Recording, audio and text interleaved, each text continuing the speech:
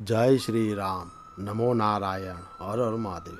स्कंद पुराण के आधार पर चातुर्मास महात्मा का अध्याय 5वां मैं आपको सुना रहा हूँ। इस अध्याय में पेजवन शूद्र और महर्षि गालव का संवाद तथा शालिग्राम शिला के पूजन का मैं महत्व आपको बता रहा हूँ। ब्रह्मा जी कहते हैं कि हे महामते नारद, प्राचीन त्रेता युग में पेजवन नाम से प्रसिद्ध एक शूद्र था जो धर्म में तत्पर और विष्णु तथा ब्राह्मणों का पूजक था। वह न्यायपूर्वक धन का उपार्जन करता था और सदा शांत भाव से रहता था। सभी लोग उससे प्रेम करते थे। वह सत्यवादी और विवेकशील था। उसकी स्त्री समान कुल में उत्पन्न, धर्मपूर्वक विवाहित तथा शुभ आचरण वाली पतिव्रता थी। वह भी सदा देवताओं और ब्राह्मणों के हित में तत्पर रहती थी। महात्मा पेजवन को पूर्व के प्रभाव से धन की प्राप्ति हुई। वह सदा स्वजनों के द्वारा स्वदेश और प्रदेश में व्यापार किया करते थे। अपने और दूसरे की धन से भी वह व्यापार कराता था। इस प्रकार धर्म पर दृष्टि रखने वाले पेजवन को नाना प्रकार एवं प्रचुर धन का प्राप्त हुआ। उसके 2 पुत्र हुए। वे दोनों ही पिता की सेवा शुश्रूषा में रहने लगे। धन आदि का अहंकार तो उन्हें छू तक नहीं गया। वे अपने धर्मयुक्त आचरण से शोभा पाते थे और माता पिता की सेवा के लिए अतिरिक्त दूसरी किसी वस्तु का आदर नहीं करते थे। उनकी स्त्रियां भी अपने सास ससुर की सेवा में अनिवार्य रूप से लगी रहती थी।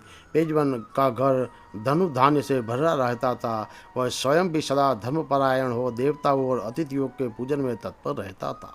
उसके घर पर आया हुआ कोई भी अतिथि विमुख नहीं लौटता। वह शीतकाल में धन और उष्ण काल में अन्न एवं जल का दान करता था। वर्षा काल में वस्त्र तथा अन्न बांटा करता था। भगवान शिव और विष्णु के प्रति व्रत में स्थित होकर उचित समय में वह बावली, कूप, तड़ाग, प्याऊ और देव मंदिर बनवाता था। चातुर्मास में वह विशेष रूप से भगवान विष्णु के भजन में लग जाता था। एक दिन ब्रह्मज्ञान परायण शांत तपस्वी परम जितेंद्रिय गालव मुनि पेजवन शूद्र के घर में आए।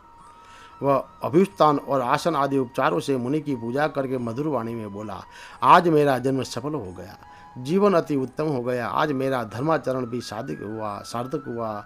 हे मुनि, आपने यहाँ पधार कर कुल सहित मुझे उन्नत कर दिया। आपकी दृष्टि से मेरे सहस्त्र पाप जलकर भस्म हो गए। मुझ गृहस्थ के संपूर्ण गृह को आज अपने पवित्र कर दिया। उस शूद्र की भक्ति से गालव मुनि बहुत प्रसन्न हुए। उनकी सारी थकावट दूर हो गई। वे हाथ जोड़कर खड़े हुए शूद्र से बोले, सौम्य, तुम कुशल से तो हो ना? तुम्हारा मन धर्म में लगता है ना?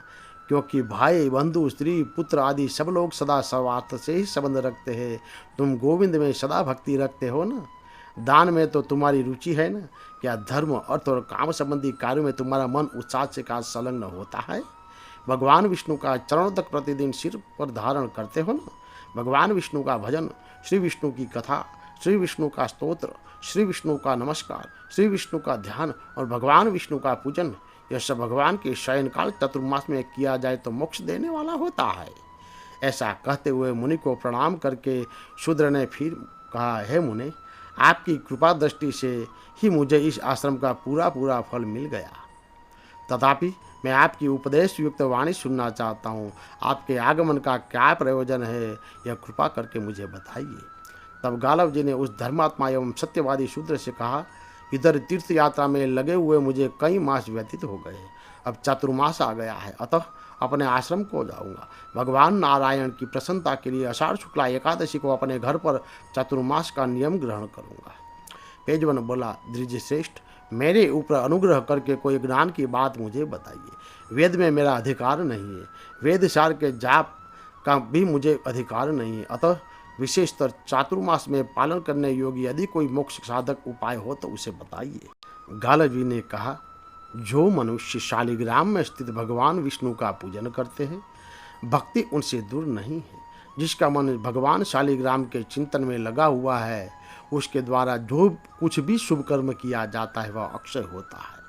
चातुर्मास में इसका विशेष महत्व है। जहाँ शालिग्राम शिला और द्वारका की शिला दोनों का संगम हो, वहाँ मनुष्य के लिए मुक्ति दुर्लभ नहीं है। जिस भूमि में सैकड़ों पापों से युक्त मनुष्यों द्वारा भी शालिग्राम की शिला पूजी जाती है, वह यह शिला 5 कोस तक के प्रदेश को पवित्र करती है। यह शालिग्राम शिला तेजोमय पिंड है, साक्षात ब्रह्म स्वरूप है। इसके दर्शन मात्र से ही तत्काल सब पापों का नाश हो जाता है। हे महाशूद्र, शालिग्राम शिला की उपस्थिति से सब तीर्थ एवं देव मंदिर पवित्र हो जाते हैं तथा समस्त नदियाँ तीर्थत्व को प्राप्त होती है।